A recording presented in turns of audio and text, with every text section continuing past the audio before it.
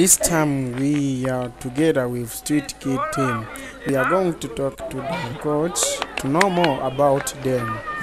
The coach said that these young boys meet every day, except the place of meeting, in order to make trainings. He also emphasized that to get them from the training is not easy at all because he gets some from street, others in the market.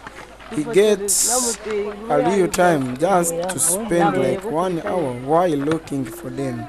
Since they joined Yosk, they show a big improvement. Some of them, they are no longer taking drugs. They also say the praying as a team after training. They make a discussion about a certain topic related to life skills that can make them grow skillfully. The captain called Samuel said that it can be better when they get more time to meet and be together in order to know each other so that they can help those who are still down in changing. At the beginning they were 7, but this time we count about 20 and some more are still coming.